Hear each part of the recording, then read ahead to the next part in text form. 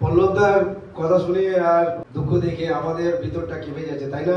আসলে মেকানিকের লাইফে আমাদের অনেক লড়াই হচ্ছে এটাই যে কোম্পানি একটার পর একটা গাড়ি বের করতেই আছে। আমরা কত কাজ শিখবো। প্রথমে আমরা পয়েন্ট সিস্টেমের গাড়ি ছিল, টুইস্টক, সেগুলো কাজ শিখলাম। তারপরে ফোরস্টক ইঞ্জিন আসলো, সেগুলোর পিছিয়ে আমরা লাগলাম। তারপরে এফআই আসলো গ্ল্যামার, সেটাকেও আমরা আস্তে আস্তে করে শিখলাম। BS4 হলো, সেটাকেও আস্তে আস্তে শিখলাম। এখন চলে এসছে BS6 এর পরে E20, আর কত কি আসবে আমরা জানি না, কিন্তু আমাদের লড়াই থাকবেই। वेलकम टू सजीर बाइक गुरु में आप सभी का स्वागत है। दोस्तों आज का जो वीडियो का टॉपिक है, ये सब आप लोग देख रहा है, ये सब हमारे स्टूडेंट है। कहाँ का? वेस्ट बंगाल का। तो दोस्तों ये जो आप लोग स्टूडेंट देख रहा है, ये सब हमारे वेस्ट बंगाल से आया है और लगभग 50-60 स्टूडेंट यहाँ हम लोगों का मौजूद है। सभी को हम और उल्फत अंसारी ने ट्रेन दिया, जो आप लोग बोलते हैं BS6 बाइक की नॉलेज। हम लोग ग्राउंड लेवल पे जो काम करते हैं ना, उसी तरह सेम हमने इसको ट्रेनिंग दिया है। तो दोस्तों आज आप लोगों को बताएंगे, जो आप लोग अगर BS6 बाइक की ट्रेनिंग लेना चाहते हैं और आप लोगों को दिया जाएगा, अगर वेस्ट बंगाल से है, आप लोगों को आसानी से अपने ही क्षेत्र में आप लोगों को मिल जाएगा। तो दोस्तों ट्रेनिंग के दौरान जितना भी हम लोगों का फॉर्मुलेट होता है, शिक्षा होता है, सभी को मैंने शूट किया है। तो वीडियो काफी लंबा होगा, तो इसीलिए मैंने सोचा तो 3 पार्ट में आप लोगों को दिखाया जाएगा वीडियो में। तो आप लोग सभी वीडियो को लगभग देखिए, एक के बाद एक वीडियो सभी आएगा। तो पार्ट 1 में आप लोगों का स्वागत है। चलिए मैं आपको दिखाता हूं जो मैंने क्या क्या शिक्षा दिया, उल्फत भाई ने क्या क्या शिक्षा दिया। और शिक्षा देने के बाद हम लोग का एक एग्जाम होता है। एग्जाम के बाद हम लोग का first winner, second winner, third winner, fourth winner, 5 winner सब होता है। सबको एक हम लोग का काप दिया जाता है। तो चलिए वीडियो को शुरू करता हूँ। সেহেতু আমি আমার এই ছোট্ট উপহার থেকে দিয়ে আমি আমার বক্তব্যটা শেষ করব। পরবর্তী আমাদের সেটা বাকি আছে। ধন্যবাদ জানাই, কারণ আমরা কিছু শিখাতে পেরেছি। আমরা যে অন্ধকারের মধ্যে থেকে একজনকেও আশার আলো দেখাতে পেরেছি। আমি নিজেকে আর আমার গ্রুপকে ধন্যবাদ, কারণ প্রত্যেকটা সদস্য প্রচুর পরিশ্রম করেছে এই জায়গাটাকে নিয়ে আসার জন্য। শুধু আমি একা নয়, হয়তো আমি প্রথমে উদ্যোগ নিয়েছিলাম, তো আমি যেহেতু প্রথমে উদ্যোগ নিয়েছিলাম, তো সেই জন্য আমাকে সাপোর্ট করেছে। দেখো না, একদিন আমি কাজ করছিলাম, আমি বলছিলাম যে একটা গ্রুপ করে নাইটে কিন্তু বাড়িতে যাইনি ভাই, পরিবারকে সময় দিতে পারিনি। এই জন্য পরিবারের সঙ্গে অনেক দূরত্ব হয়তো বেড়ে গেছে। কিন্তু অ্যাকচুয়ালি আমি ভেবেছি যে আমি কিছু করতে চাই। যখন আমার কান্না হয়তো আসছে, আমি খুব কষ্টের মধ্য থেকে মানুষ আজকে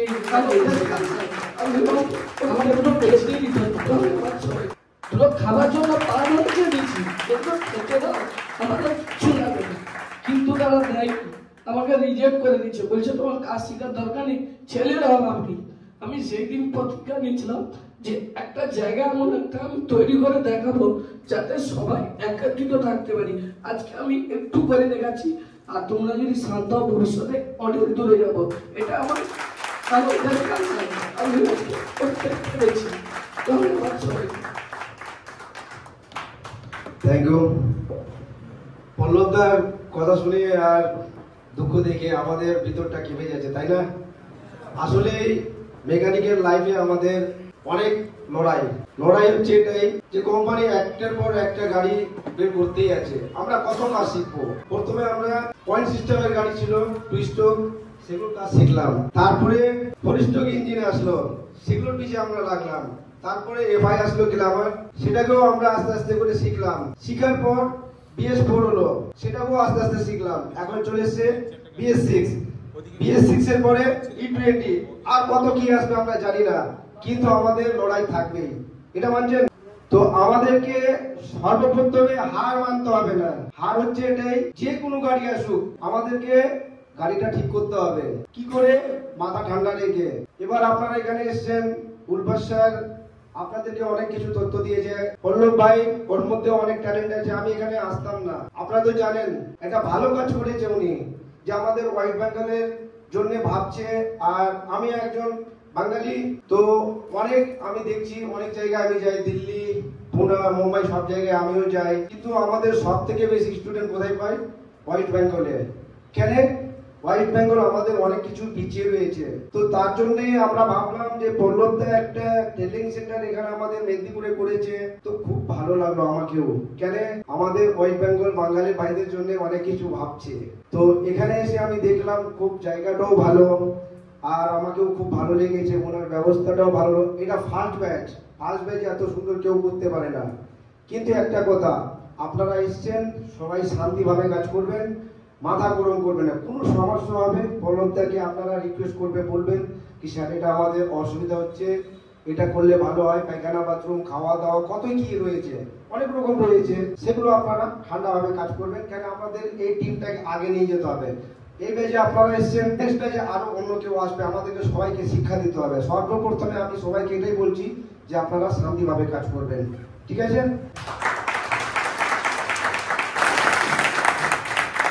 তো আজকে আমরা যাব প্র্যাকটিক্যালে এই জন্যই যাব যে আমরা গ্রাউন্ড লেভেলে আমরা যখন কাজ করি, প্র্যাকটিক্যাল না দেখলে আমাদের কিছু বুঝতে পারবো না। যেটা উল্লাসার আপনাদেরকে বুঝিয়েছে মাথার মধ্যে, সেটা তো অনেক কিছু আপনাদের ঢুকে আছে। এবার যদি আমরা প্র্যাকটিক্যালে যাই তাহলে অনেক কিছু শিখতে পারবো। আমরা আজকে প্র্যাকটিক্যালে যাব, তো কিছুক্ষণ আমরা কথাবার্তা বলি। যেমন কোনো ভাই বাইক নিয়ে আসে আপনাদের শপে, তো তাকে মাথা ঠান্ডা কিভাবে রাখা যায়, তার গাড়ির কাজটা কিভাবে রাখা যায়, এই জন্যই বলবো। আমরা 30 বছর থেকে এই লাইনে আছি, আমরা কাজ করি, আমরা যেটুকু জানি সেটা আপনাদেরকে শেয়ার করছি। কোনো এফআই ইঞ্জিন হোক বা নন এফআই বাইক যদি কেউ নিয়ে আসে, ও এসেই কিন্তু জিজ্ঞাসা করবে যে গাড়িতে আমার এটা সমস্যা হয়েছে, এটা হয়েছে, কত টাকা খরচ হবে একটু বলুন। সেটাও আপনারা বলবেন না, নাহলে ফেসে যাবেন। যে গাড়িতে 2000 টাকা খরচা হবে, সেই ক্ষেত্রে দেখা গেল 4000 টাকা। সেই ক্ষেত্রে যদি 4000 টাকা দিয়ে আপনারা খরচা করেন, তাহলে কিন্তু আপনাদের মান সম্মানটা খারাপ হয়ে যাবে। তো আগে আপনারা খরচার কথা বলবেন না। ঠিক আছে স্যার, এখন আমি সমস্যাটা দেখি কি কি লাগবে আপনাকে বলছি, আপনারা যদি পছন্দ হয় তো করান, নাহলে বাইক নিয়ে চলে যান। এই কথাটা অবশ্যই বলবেন, ঠিক আছে? দ্বিতীয় স্টেপ, কাজ শুরু করলেন। দাদা এফআই ইঞ্জিনের কাজ করতে তো টাইম লাগবে, সবাই জানছেন। কেন এখন পার্টস অ্যাভেলেবেল মার্কেটে নেই। বলবে ভাই 4 ঘন্টা 5 ঘন্টা সময় দাও, আমার গ্যারেজে কাজ আছে, আপনি ঘুরে আসেন। এবার কিন্তু আপনারা কাজ শুরু করবেন। কি কাজ? এফআই বাইকের মধ্যে আমাদের থাকে injector, fuel pump, ignition line, compressor. এই 4-5টা জিনিস আমাদের গুরুত্বপূর্ণ জিনিস। একটা যদি আমাদের খারাপ হয়ে যায় তাহলে কিন্তু কি হবে, বাইক আমাদের স্টার্ট হবে না। কি হবে? স্টার্ট হবে না। তো আগে স্টার্ট করতে গেলে আমাদেরকে ইনকোয়ারি করতে হবে। ইনকোয়ারিটা কি? যে টেস্টিং করতে হবে। টেস্টিং করতে প্রথমে ফার্স্ট স্টেপ কি টেস্টিং করবা?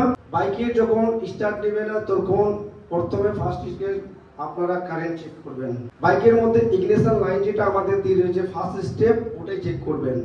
এখন এফআই বাইকের তেল অপন সিস্টেম নাই যে আপনারা তেল চেক করলেন, কানে লাগাচ্ছেন, মোটর ঘুরছে, কিন্তু কাজ হবে না, প্রেসার দরকার, ওটা যাচ্ছি করেন। আগে আপনারা কারেন্ট চেক করবেন কিভাবে? প্লাগ খুলে একটু তুলে রাখবেন, সেলফ মারবেন বা যে গাড়িতে কিক থাকবে, একবার কিক মারলে 4 বার চট চট চট করবে, বুঝলেন? যদি একবার করে তবুও গাড়ি স্টার্ট হবে না। কেন? ক্র্যাঙ্ক পজিশন সেন্সর ডিটেক্ট করতে পারছে না। একবার কিক মারলে কভার ইঞ্জিন উপরে যাবে, আসা যাওয়া করতে থাকবে। তো 4 বার মিনিমাম চট চট করা উচিত। ওটা দেখে নিলাম যে লাইনটা আমাদের চটচট করছে কিনা। লাইন যদি চটচট ওকে, তাহলে কিন্তু আমরা লাইন দেখবো না, কিচ্ছু দেখবো না।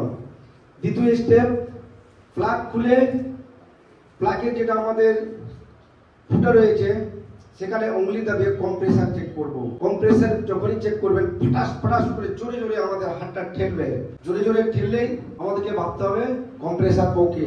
যদি না ঠেলে তো প্রথম স্টেপ আপনারা দেখবেন রকার চেক করবেন। রকার কি করে চেক করবেন? অনেক ভাই জানে, তবুও বলে দিচ্ছি। পিস্টন এক পাল্টিতে আমাদের নিউট্রাল পজিশনে আসে, দ্বিতীয়তে আসে না। তো অনেক সময় অনেক ভাই কি করে, রকার গালার টাইমিং এ আমাদের রকারটা অ্যাডজাস্ট করে দেয়। তো এটা দেখবেন যে পিস্টন টপ আপ করার পর ম্যাগনেটটাকে একটু এদিক ওদিক ঘোরাবেন। একটু ওদিক যদি ঘোরান, রকার যদি হালকা হিলে তাহলে দ্বিতীয় পাল্টি মারবেন। দ্বিতীয় পাল্টি মেরে এবার ম্যাগনেটটা হালকা ঘোরাবেন, তো রকার হিলবে না। যদি রকার টাইট থাকে সেই ক্ষেত্রে রকারটাকে আপনারা কোম্পানি বাইক রিকমেন্ড যেটা ফিলার গেজ দিয়ে আমরা মাপি, সেটা আপনারা মেপে দিবেন। আর যদি যে ভাইয়ের কাছে ফিলার গেজ থাকে না, তারা কিন্তু উপর নিচু করে দেখে নেবেন, বেশি না, হালকা হালকা। বেশি করলে ঢিলা হবে। ঢিলা করার পর কম্প্রেসার যদি চলে আসে খুব ভালো, না আসলে কিন্তু খুব খারাপ, তখন কিন্তু হেড খুলতে হবে। হেডের মধ্যে অনেক সময় আমাদের মাইলেজ খারাপ হয়, সিস্টেমগুলো খারাপ হয়ে যায়, কার্বন টাচ বসে যায়, সেই ক্ষেত্রে কিন্তু কম্প্রেসার আমাদের পাবো না। কম্প্রেসার নিয়ে আসার জন্য আপনাদেরকে হেড খুলতে হবে, ভালভ গ্রাইন্ডিং করতে হবে, গাইড চেক করতে হবে, করার পর কম্প্রেসার নিয়ে আসতে হবে। 2 নম্বর হলো ফ্ল্যাগ কম্প্রেসার, 2 নম্বর রেডি। তারপরে দ্বিতীয় স্টেপ চালু। এগুলো করতে টাইম লাগবে না। দ্বিতীয় স্টেপ হচ্ছে বাইকের মধ্যে আমাদের মেন হচ্ছে ফিউল। ফিউল পাম্পকে আমরা জানতে হবে। ফিউল পাম্প ক প্রকার হয়? 2 প্রকার। একটা হচ্ছে 3 ফিউজ, একটা হচ্ছে 2 ফিউজ। 3 ফিউজের যেগুলো আমাদের ফিউল পাম্প রয়েছে সেটা রেফারেন্স ভোল্টেজ আছে। জানেন রেফারেন্স ভোল্টেজ কাকে বলে? যেটা 12 ভোল্ট থেকে ইসিউ মাধ্যমে 5 ভোল্ট, 2 ভোল্ট, 3 ভোল্ট পাঠায়, সেটা হচ্ছে রেফারেন্স ভোল্টেজ। তো ফিউল পাম্প প্রথমে আপনারা দেখবেন কিভাবে চাবি অন করলেন। এখন আমাদের নরমাল গ্রাউন্ড লেভেল মেকানিকরা চেক আপ করে, বুঝতে যাচ্ছে, হ্যাঁ, গ্রাউন্ড লেভেলের মেকানিকরা চেক আপ করে যে কান লাগিয়ে, তাই না? আমরা কি করি? আগে চাবি অন করি তো কান লাগিয়ে দিই। কান লাগিয়ে তো আমরা চেক আপ করি যে এটা আমাদের ফিউল পাম্প ডেট আছে না ভালো আছে, এটা চেক করা দরকার। ওকে, তো সেই ক্ষেত্রে আমরা এটা নর্মাল ভাবে চেক করি যে ফিউল পাম্প ভালো আছে, কিন্তু ফিউল পাম্প চেক করার আসল এটা পদ্ধতি না। ফিউল পাম্পকে আমরা মেশিনে চেক করতে হবে। কিভাবে? ফিউল পাম্পের একটা প্রেসার পিএসআই যেটা আমাদের মিটার হচ্ছে, সেটাতে 40 স্পিড আসার দরকার ম্যাক্সিমাম। মিনিমাম হচ্ছে 32, মানে কি মানে 32। আর যদি 25 হয়ে যায় তাহলে কিন্তু গাড়ি প্রচন্ড মিসিং করবে, ডিস্টার্ব করবে, স্টার্ট ঠিকভাবে হবে না, ইঞ্জিন ঠান্ডা হয়ে গেলে। এটা লক্ষ্য রাখবেন। তো 25 যখন হয়ে যাবে তখন সেই ক্ষেত্রে আপনাদেরকে ফিউল পাম্প চেঞ্জ করতে হবে। আর যদি 32 থাকে তাহলে কিন্তু স্বাভাবিক চালানো যায়, আর 40 থাকে তাহলে গুড কন্ডিশন।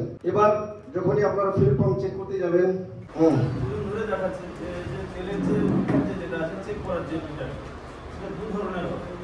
সেটা 2 ধরনের, আপনার যেটা ভিডিও যেটা দেখেছি সেটা 40 একটা প্রেসার একটা চেক করাচ্ছে, সেই মিটার চেক করা যাবে না, এই মিটারগুলো তখন আবার আনতে হবে। দেখো হোন্ডার আলাদা আছে, টিভিএস এর আলাদা আছে, আমরা ইউনিভার্সাল যেটা আছে পিএসআই। তো হোন্ডার কাছে যেটা মিটার থাকবে আপনি কিনতে পারবেন, আপনার কাছে থাকবে না, ওটা কোম্পানির কাছে থাকবে। কোম্পানির যেটা মাপতে হবে ওটাও 40 আসবে, এটাও 40 আসবে, এটা ভেবে নিতে হবে।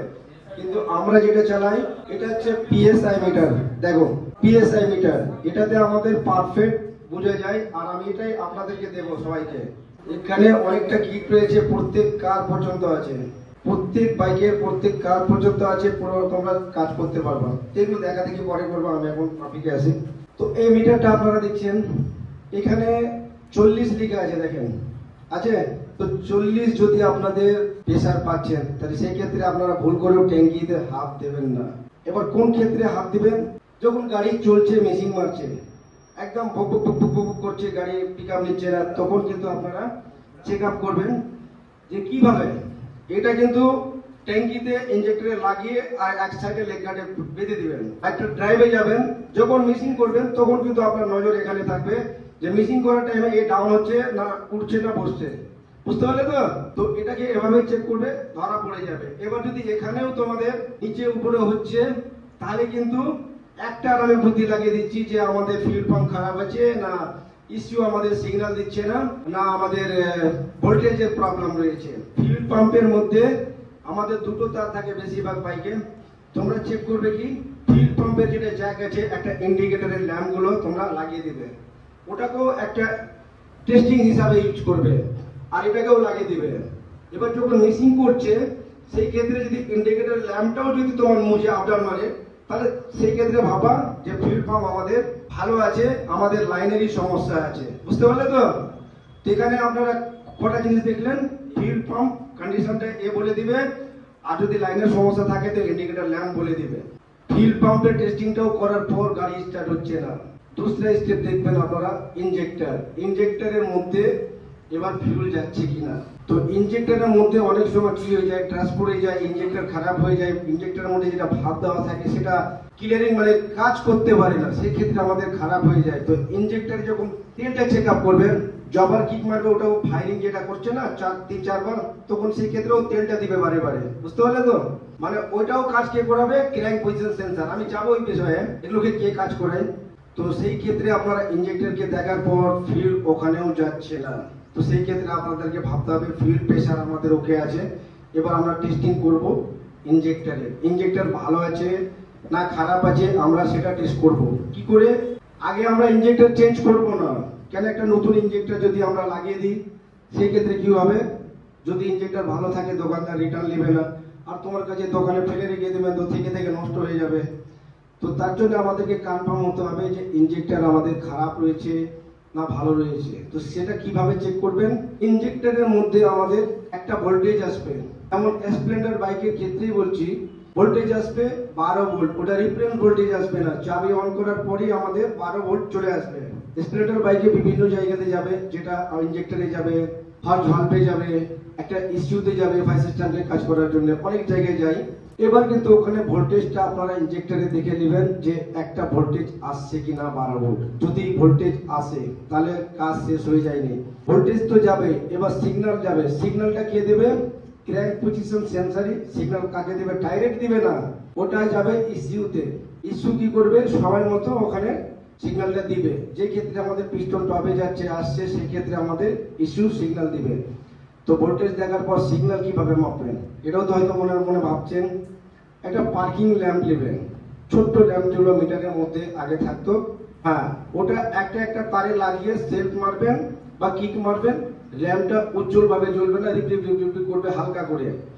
যদি রিপ করে তাহলে ভেবে নেবেন আমাদের ইঞ্জেক্টর খারাপ আছে, আর যদি রিপ না করে তাহলে কিন্তু আমাদের সমস্যা আছে।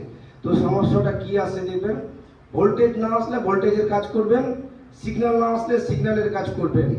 এবার যদি কারেন্ট আসে আর যদি সিগন্যাল এখানে না আসে তাহলে কিন্তু ভেবে নিতে হবে পিক আপ কয়েল আমাদের ভালো রয়েছে। আর যদি টোটালি ইগনিশন লাইনও না আসে কিন্তু আমাদেরকে পিক আপ কয়েল খারাপ আছে। এখন তো ইগনিশন লাইন ভালো পেয়েছি, ইগনিশন লাইন কে দেয়? তোমার পিক আপ কয়েলই দেয়, সিগন্যাল দেয়। তো ওই ক্ষেত্রে ইস্যু আমাদের অনেক সময় কি হয়ে যায়, সিগন্যাল দেওয়া বন্ধ করে দেয়, সিস্টেমটা খারাপ হয়ে যায়। ইস্যুর মধ্যে আমাদের অনেকটা সিস্টেম রয়েছে, সেটা বিভিন্ন জায়গাতে এতটা তার দেখছেন, কিসের তার? সব জিনিসকে সিগন্যাল দেওয়ার জন্য, ভোল্টেজ দেওয়ার জন্য। এবার এভাবে আপনারা দেখে নেবেন যে ইঞ্জেক্টর খারাপ আছে, সিগন্যাল আর ভোল্টেজ যাওয়ার পর তখন ইঞ্জেক্টর লাগিয়ে দিবেন, তেল চলে যাবে, গাড়ি স্টার্ট হয়ে যাবে। তো এইভাবে চারটা জিনিসকে যদি আপনারা চেক আপ করেন 100% বাইক স্টার্ট হবে। এটা বুঝতে পারলেন?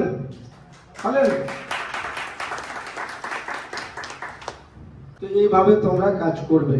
এবার এই কাজ করতে করতে গিয়ে তোমার রোগটা ধরা পড়ে যাবে, সেই ক্ষেত্রে সেই কাস্টমারটাকে ফোন করে দিবে, দাদা তোমার বাইকে এত টাকা খরচা হবে, তুমি কি করবে? তুমি বলবে হ্যাঁ করো, তুমি মিস্ত্রির চার্জ ধরে ওটা করে দিবে, গাড়িটা কাস্টমার শান্তি, তুমিও শান্তি। কাস্টমারকে ধরার জন্য আমাদেরকে অনেক কিছু আরো করতে হয়, যেমন অনেক ভাই এখানে কথা বলতে জানে না।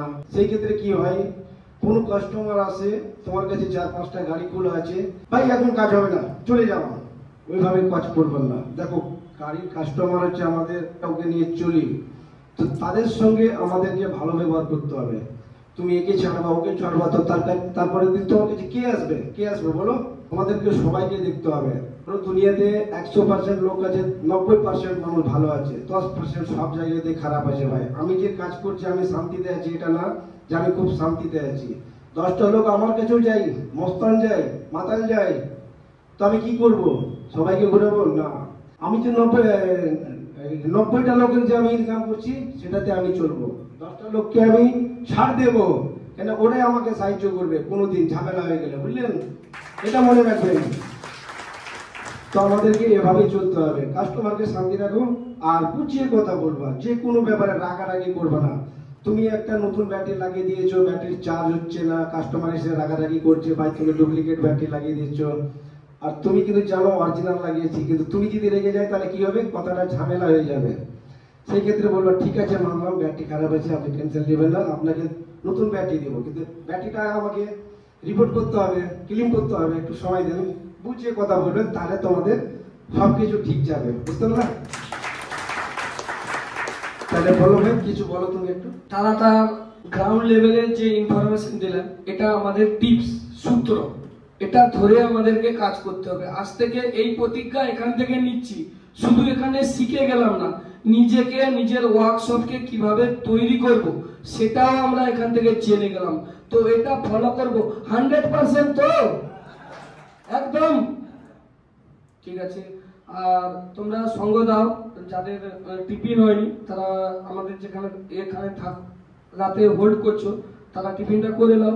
আর উৎপল ভাই অনেক আশা নিয়ে বসে আছে, তো সেই জন্য তো সাজির ভাই রাতে তার মন থেকে যেটা চাইছে সে তুলে দিচ্ছে। তার এই উদ্যমকে আমি সাধুবাদ জানাই এবং সরকারে বহন করি আমাদের টেকন ক্লাব, যাতে প্রত্যেকটা সদস্যের মধ্যে এরকম একটা মনোভাবপূর্ণ থাকে বা মনোভাব থাকে। তো একটা খড়ি বা আওয়াজ বড় কথা না, এই যে সম্মান, এই সম্মানটাই সবচেয়ে বড়, রেসপেক্ট।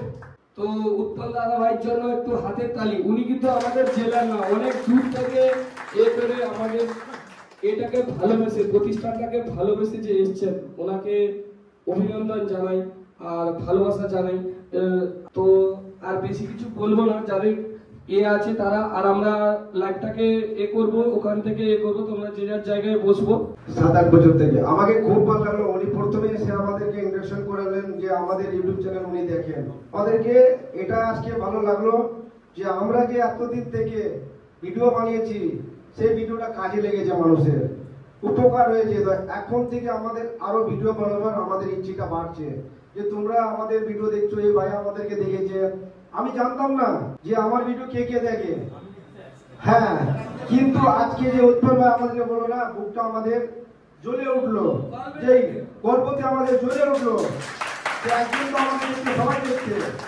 তো আমরা অবশ্যই চেষ্টা করব। দেখো, আমরা গ্রাউন্ড লেভেলে কাজ করি, আর আমাদের কাছে যতটা সমস্যা নিয়ে আসে সেগুলো আমরা কি করি, ভিডিওর মাধ্যমে দেখে। আমার কাছে কাজ তো অনেক আসে, সেগুলো যদি শুট করি তাহলে কাজ করতে পারবো না, বুঝলে।